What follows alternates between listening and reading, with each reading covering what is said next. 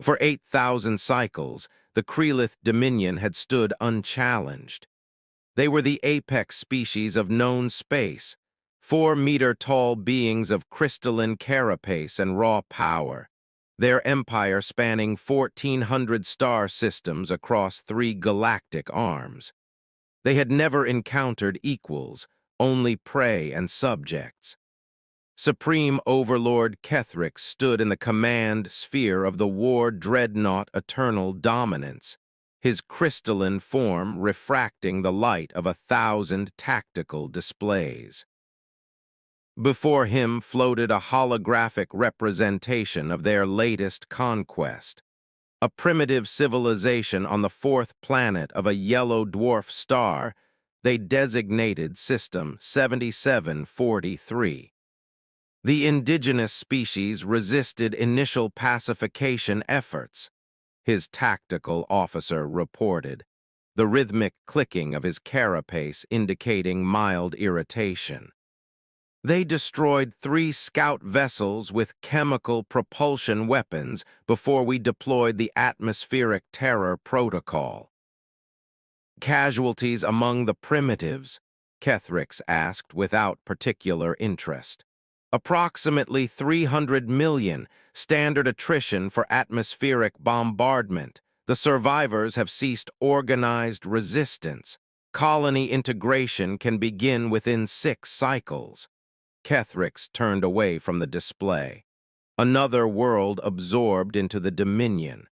Another species learning that resistance to Krelith superiority was futile.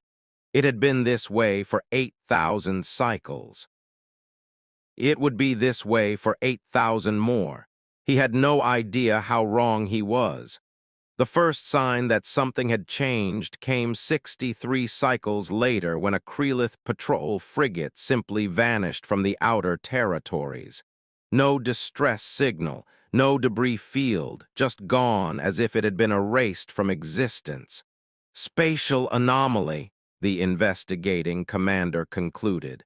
Perhaps a singularity event. But then a second frigate disappeared, and a third. And when the Dominion sent a cruiser squadron to investigate, they found something that hadn't existed in Krelith space for millennia. Evidence of a fight. The debris field was enormous, scattered remains of 2 cruisers and their escort flotilla drifting in the void. But mixed among the crystalline fragments of Krelith warships were pieces of something else. Hull plating made of refined metals, propulsion systems using controlled fusion. Weapons technology that was primitive by Dominion standards but employed with devastating efficiency. And painted on one intact hull section were symbols in a language the Krelith had never encountered. TRSS Defiance Terran Resistance Terran? Ketheric studied the recovered data in the command sphere. Cross-reference all conquered species designations. The database returned a result within seconds. System 7743, 4th planet, indigenous species, humans. Status pacified 63 cycles prior. Impossible, Ketheric's carapace darkened with anger. We eliminated their industrial capacity, destroyed their military infrastructure they couldn't possibly have. Overlord, his intelligence officer interrupted, displaying a new hologram. We've intercepted communications from System 7743, the humans. They're broadcasting to the entire sector. The message began playing, and Ketheric heard a human voice for the first time since the conquest. It was translated by the communication array, but something in the raw tone transcended language barriers. It was defiant, furious, and utterly unafraid. This is Admiral Chen of the Terran Resistance to all species under Krelith occupation. They told us we were alone in the universe. Then they came to our world and proved us wrong in the worst possible way. They killed 300 million of us in a single day. They thought that would break us. The voice paused, and Kethrix could hear what might have been grim laughter. They were wrong. Humanity has faced extinction before from disease, famine, war, and our own stupidity. We survived because we're too stubborn to accept defeat and too creative to fight by anyone else's rules. The Krelith think they've conquered Earth.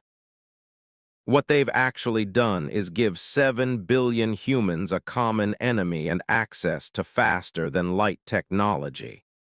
We spent 63 cycles reverse engineering every piece of Krelith tech we could salvage from their scout ships. We built our fleet in the asteroid belt where their satellites couldn't see. We trained in secret, prepared in silence, and waited for the right moment.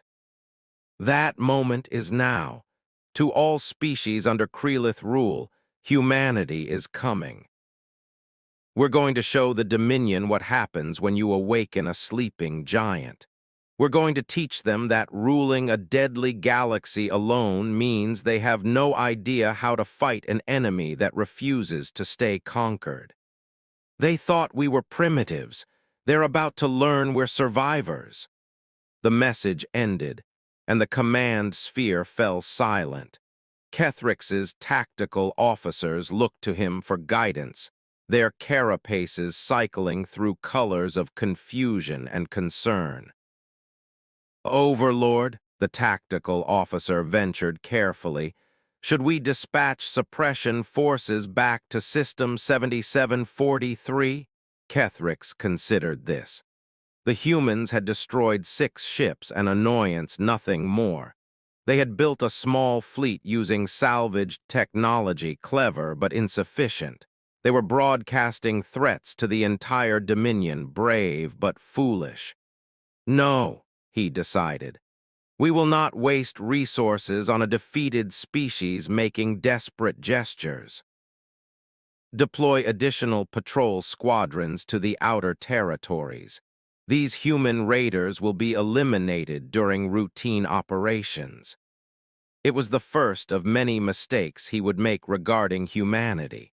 The Krelith patrols began disappearing faster. Not just individual ships now, but entire squadrons. The humans were learning, adapting, and worst of all, they were recruiting. On the agricultural world of Vexthar, a Krelith garrison commander received an unexpected transmission. It came from orbit, from a human vessel that had somehow bypassed all their detection networks. Commander, this is Captain Maria Rodriguez of the Terran resistance ship Remember Earth. We're not here to attack your garrison. The commander's carapace flashed with confused colors. Then why are you here, human? To talk to the Vexthari. We know you conquered them 400 cycles ago. We know they're farmers, not warriors, and that they've been too afraid to resist. We're here to change that. The Vexthari are content subjects of the Dominion. The Vexthari are slaves, Rodriguez interrupted. And we're offering them a choice. They can stay slaves or they can join us. We'll provide weapons, training, and support. All we ask in return is that they fight for their own freedom. You cannot arm an entire planet. Watch us. Within 3 cycles, Vexthar erupted in rebellion. The Krelith garrison, accustomed to dealing with compliant agricultural workers, found themselves facing farmers wielding human-designed weapons and using human-taught tactics. The garrison fell in 8 days. It was the first planet to break free from Krelith control in 8,000 cycles, and it was just the beginning. The Supreme Overlord Kethrix finally understood the threat when the humans hit Kree Prime Station, a massive orbital fortress that had stood for 3,000 cycles as the Dominion's primary military academy and administrative center. The attack came from nowhere. One moment, The station's sensors showed empty space. The next, 6 human ships materialized at close range, their hulls reflecting energy in ways that made them nearly invisible to Krelith detection systems. Stealth coding, Kethrix's science officer would later explain. They've layered their hulls with materials that absorb and redirect our sensor frequencies, primitive technology but applied with extraordinary cunning. The human ships didn't try to destroy the station. They couldn't. It was too heavily fortified. Instead, they targeted the docked training vessels, the supply depots, and the communication arrays. They struck with surgical precision, stayed for exactly 4 minutes, and vanished before the station's defense fleet could properly respond. But they left behind something more damaging than physical destruction. They left behind a message, broadcast on all Krelith frequencies. This is Commander James Hunt of the Terran Resistance. We just struck your most prestigious military installation. We destroyed 12 training vessels, eliminated your primary communication hub, and our Marines planted charges in your fuel depot that will detonate in approximately 6 hours. We did this to prove a point. The Krelith Dominion has ruled this galaxy for 8,000 cycles because you've never faced a real challenge. You've conquered species that couldn't fight back effectively. You've crushed resistances that didn't understand modern warfare. You've won every battle because you were bigger, stronger, and more technologically advanced. But you've never fought humans before. And humans don't win wars by being bigger. We win by being smarter, more adaptable, and more willing to do whatever it takes to survive. You taught us that lesson on Earth when you killed 300 million of us. Thank you for the education. Here's what's going to happen now. Every species you've conquered is going to hear about this attack. They're going to realize you're not invincible. And we're going to arm them, train them, and help them take back their worlds, one system at a time. You ruled this deadly galaxy alone because you crushed anyone who challenged you. But now you've finally made first contact with a species that doesn't break when crushed. We shatter into a million sharp pieces that cut everything we touch. Welcome to asymmetric warfare, Overlord. We hope you survive it. The charges detonated exactly 6 hours later, destroying Kree Prime Station's fuel depot and crippling its operational capacity for cycles to come. Kethrix stood in his War Council chamber, surrounded by the Dominion's highest-ranking military commanders. Their carapaces flickered with colors of confusion, anger, and something the Krelith rarely experienced: uncertainty. The humans have now liberated 17 worlds, his intelligence officer reported. They're not occupying these planets. They're arming the native populations and moving on. Each liberated world becomes a new front we must either reconquer or abandon. How many ships do they have? Kethrix demanded. Unknown. Our estimates range from 50 to 500 vessels. They use stealth technology, false signatures, and coordinated attacks that make it impossible to determine their actual fleet size. They want us to overestimate their numbers. Or, another officer suggested, they want us to underestimate them. Kethrix's carapace flashed dark crimson, anger mixed with grudging respect. Explain. Overlord, everything the humans do serves multiple purposes. When they attack our installations, they're not just causing damage, they're gathering intelligence on our defensive capabilities. When they liberate worlds, they're not just gaining allies, They're forcing us to spread our forces thin, defending against insurgencies. When they broadcast their messages, they're not just propaganda. They're psychological warfare designed to make us question our own invincibility. They're playing a completely different game than any enemy we've faced before. Then we change how we play, Kethrix decided. Deploy the Eternal Fleet. I want every human vessel found and destroyed. I want Earth reduced to asteroids. I want this resistance ended permanently. The Eternal Fleet was the Dominion's ultimate weapon. 300 dreadnoughts supported by 2,000 escort vessels, carrying enough firepower to sterilize entire planets. It had been assembled over millennia and had never been fully deployed against a single enemy. It took 6 cycles to mobilize the fleet and plot a course to System 7743. Kethrix himself would command from the flagship Domination Eternal, leading the armada that would finally crush human resistance once and for all. They arrived at Earth's solar system expecting to find a desperate last stand. Instead, they found a trap. Overlord sensor readings are impossible. The tactical officer's voice carried undertones of panic. There are human vessels everywhere, thousands of them. The tactical display lit up with red markers, ships emerging from the asteroid belt, from behind moons, from orbital positions around every planet in the system.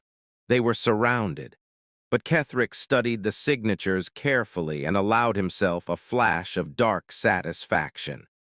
Those aren't all warships, he observed. Most are civilian vessels, cargo haulers, mining ships. They're trying to intimidate us with numbers. Overlord incoming transmission from the human command. Admiral Chen's face appeared on the display, an older human with gray hair and eyes that held the weight of 300 million dead. Supreme Overlord Kethrix, welcome to Sol System. We've been expecting you. You've assembled a fleet of civilian ships, Kethrix responded with disdain. This is your final defense, pathetic. You're right that most of our ships are civilian, Chen agreed. But you're wrong about everything else. Tell me, Overlord, what do you know about human history? I know you're about to become history. Shut up and learn something, Chen interrupted, his voice hardening. Throughout human history, whenever we've faced existential threats, do you know who saved us? Not professional soldiers, though they fought bravely. Not government officials, though they organized the defense. No, Overlord, humanity has always been saved by ordinary people who refused to accept extinction. Farmers who became guerrilla fighters. Factory workers who built weapons. Scientists who developed new technologies in secret, children who served as messengers, elderly who sabotaged enemy operations, everyone fighting together. Chen gestured to the thousands of ships on the display. Every vessel you see is crewed by volunteers, cargo pilots who learned to fight, mining engineers who converted their equipment into weapons, civilians who decided that even if they die today, they'll die making you pay for every meter of space you take. You brought 300 dreadnoughts to kill us all. We brought 8,000 ships crewed by 7 billion people who are already angry about the 300 million you murdered. So here's your choice, Overlord. Retreat now or learn why humans have survived every extinction event our planet has ever thrown at us. Kethrix's carapace flashed with rage. You cannot threaten the Eternal Fleet with converted civilian. The transmission cut off. And then all at once, thousands of human ships began moving. not in formation, not following any tactical doctrine the Krelith understood, but in coordinated chaos that seemed impossible to predict or counter. The Battle of Saul lasted 14 hours. The Eternal Fleet, designed to overwhelm enemies through superior firepower and coordinated tactics, found itself fighting an enemy that refused to fight conventionally. Human ships rammed Krelith vessels. Civilian cargo haulers deployed improvised nuclear weapons.